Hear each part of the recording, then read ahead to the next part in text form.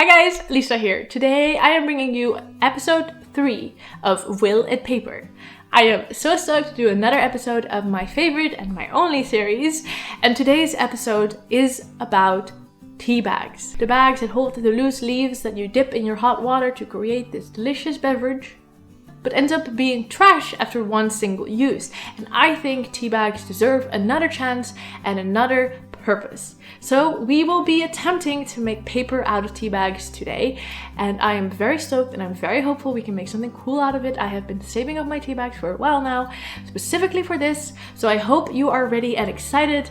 Get comfortable and let's go experiment with tea bags. Let's go. So here is my bowl of dried up used tea bags. It's not the most tasteful thing I have around the house, I'm not gonna lie, but I'm excited to give them a new life.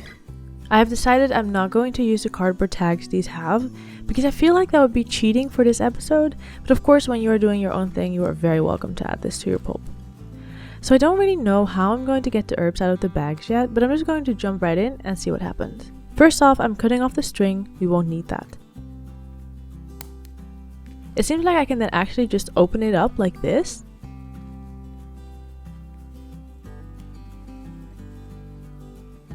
And then easily rip the seam like this.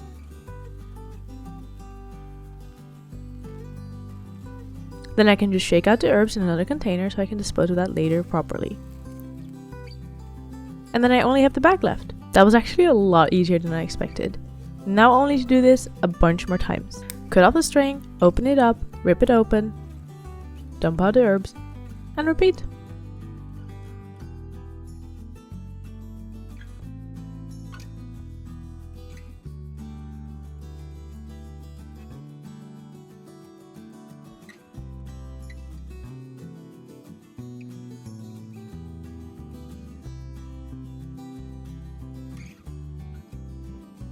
In the end, I am left with a relatively large amount of dried herbs and a bunch of empty tea bags. Some of the tea bags still have some herbs stuck to them. They are absolutely impossible to get off, like this one and this one. But others are a lot cleaner, like this one. I'm a little worried about how thin the bags are. I'm not sure if we're going to manage to make a nice sturdy piece of paper from them, but we're going to try. To do this, of course, we have to break this down to a pulp first. I'm putting half the bags in my blender and adding some water.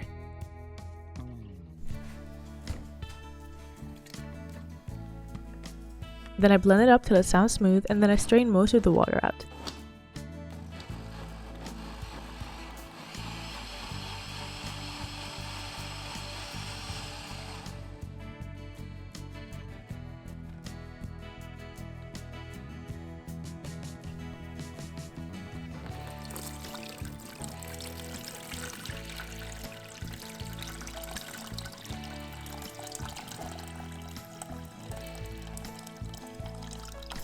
It's a little worrisome how little pulp is actually left. Because it's so little, I'm just storing it in this empty jelly bean container for now. Let's finish blending the other half of the bags.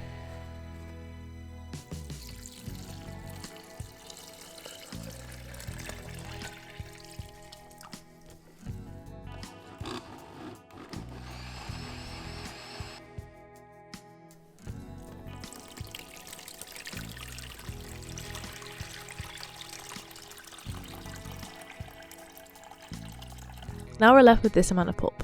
It's very little. It's not even a real handful. We're not going to get many pages out of this whatsoever. But let's see what we can do. So I thought that it would be smart, because I only have so little pulp, to also use a very small amount of water. So I filled my tub with just enough water that my mold and deckle could still properly submerge. Then I added around half of the pulp to the water and mixed this in. The pulp was a lot more sticky than normal paper pulp, and it reminded me a bit of the cardboard paper from episode 2, where I turned milk cartons into paper. I then tried to scoop a sheet, but it was way too thin and splotchy to work, so I decided to actually just put all the pulp I had inside the water already and try again.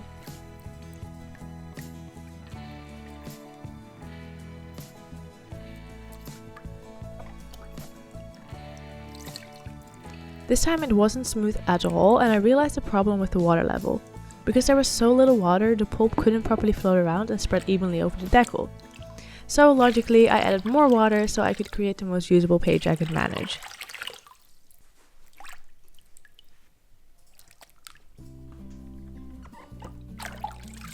And third time's a charm. This looks like a nice, firm, smooth piece of paper, and I'm excited that we at least have one page. I flip it on a piece of cloth, sponge up any excess water,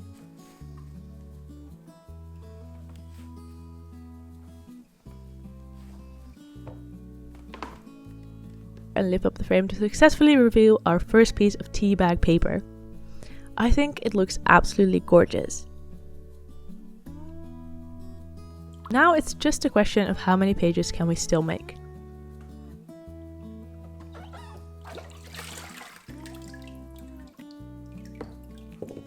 The second one is a little less thick, but still looks pretty nice.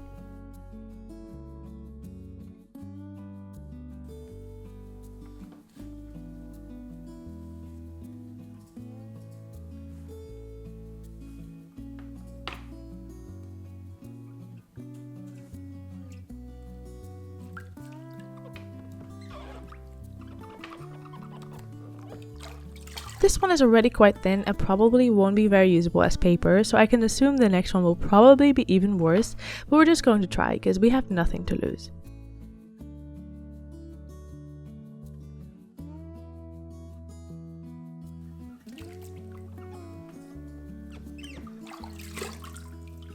You can see how thin and see-through it is, but it does seem to be sticking together somehow.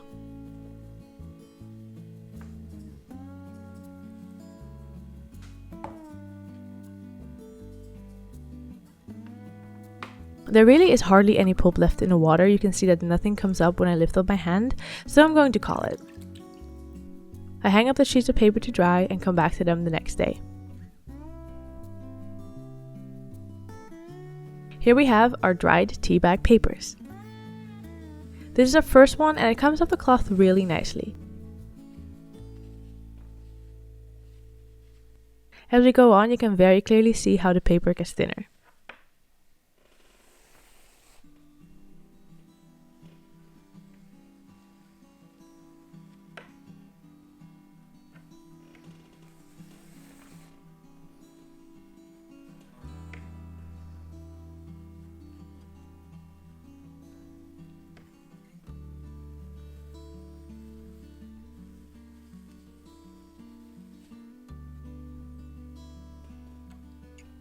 Here they are next to each other. You can see the first one isn't see-through, very solid, strong and smooth. There's so many cool details and textures on this paper. I'm low-key obsessed. The second one still looks pretty good and I think we can still definitely use this one. The third and the fourth are both more tissue than paper and I'm almost surprised how they are staying in one piece.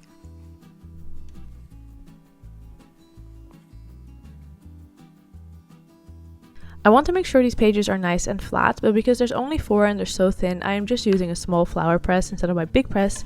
It's all they really need.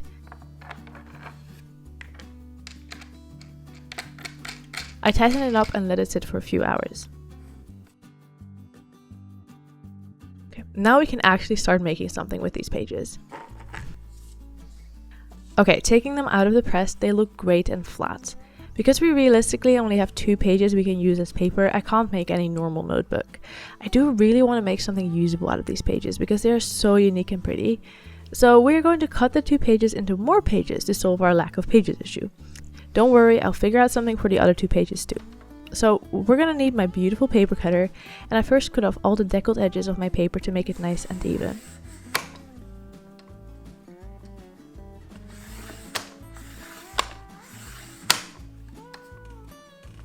Then I fold the paper once in half and then again, because I think this size will actually make a really cute journal type of thing. I then cut the page along these fold lines.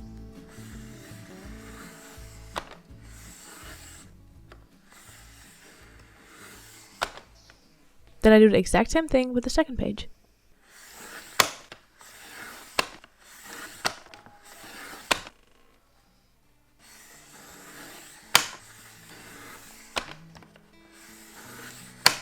Now we have this cute stack of small pages that will make our journal. I do think this tiny journal could benefit from a cover, so to stay in the theme I will make one out of a tea box, but any cardboard would really work.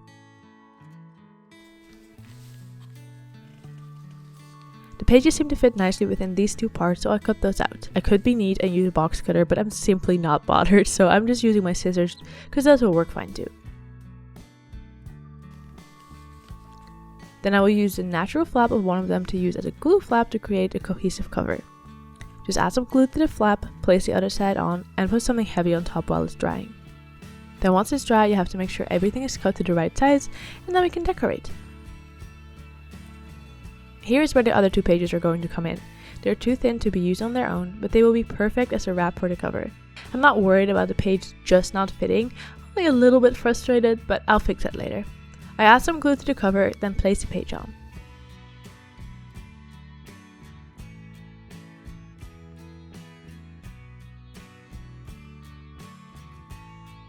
Here I tried to smooth it out with my bone folder but made a terrible mistake. I forgot how thin this page really is, but I'll fix that later too. I then cut it to size while leaving a small edge. Then I glue both the edges over. I then used the leftover strip to glue the sides that were still uncovered. And then also glue those over the other side.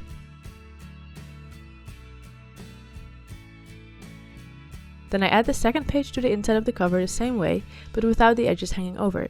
With one layer, the print on the inside is still visible, so I'm adding the other half of the page on top of it to cover this up. Now I'm going to fix the cover mistake by adding a little glue with my finger apparently, and using a small leftover piece and then ripping the piece to blend it in, sort of. This looks pretty decent, to be honest. I'm using the same technique to blend the edges on the inside as well. Then I let it dry until we can go bind. The binding technique I want to try is called stick binding as far as I know. For this you need a literal stick, or anything stick related, but I think a stick would work well with this journal. So here I am hunting for the perfect stick in my local piece of nature. This ends up being my stick haul, and I think this is the perfect option. This is what it looks like all washed and pretty. I think it's a very neat stick. I just have to decide which part of the stick I want to be using. The idea is that it will be on the side, like this, holding the stitches together.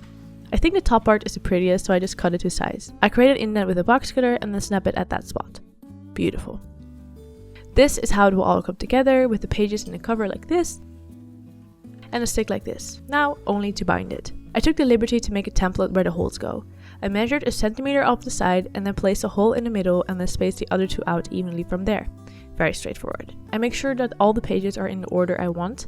I like to have thicker ones at the top and the bottom. And then I very carefully align everything until I am satisfied and then clip it in place so it won't move anymore.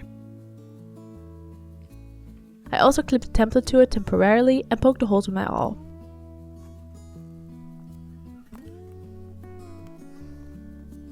This is the linen thread I am using. It's a dark brown and I'm using a normal straight needle to bind.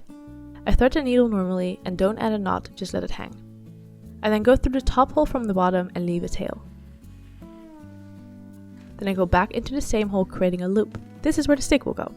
I tighten the loop around the stick, then go into the second hole from the bottom and loop over the stick back into the same hole. Then I do the same thing with the third hole. It should look something like this. I want my stick to have multiple loops around it, so I'm going back to the first hole and repeating the entire process as many times as I think will look good. This is the first time I'm actually doing this technique, and you see that I'm quite fidgety with it, and I'm mainly struggling to keep it tight at all the spots and not having the loops overlap, but I end up with 3 rounds. Then you just finish up with knotting the 2 ends and cutting off the excess.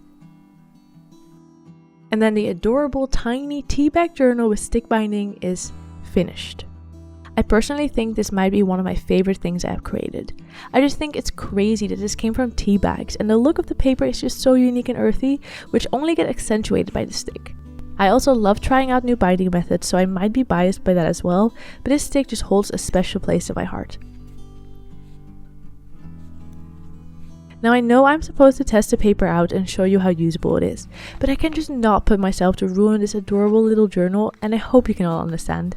So instead I will write on this leftover piece of very thin paper, because I believe that this paper will respond the same as most recycled paper, and I do want to show you that it is in fact usable with a ballpoint pen. crazy. And there we have it. Paper made out of tea bags. So if we ask ourselves the question, will tea bags paper? My answer is yes. Do I think it's a very smart thing to do when you're trying to make paper? Absolutely not. But I must say, this is probably one of my favorite results that I've ever created when it comes to making paper. I think the paper is absolutely gorgeous, so unique, so pretty. Just bummed you need a bunch of tea bags to make anything usable. I really like it. I love the stick binding. I think it's so cute. If you end up making this yourself, please tag me. I'd love to see. And if you want to see more of me, you can follow me on TikTok and Instagram at nevermindlisa on both. And thank you so much for watching today's episode. If you have any questions, you can comment them down below and I'll try to answer as much as I can. Make sure to subscribe and I hope to see you next time. Bye bye bye! God, it's a bee. It's really cute. Give him names in the comments.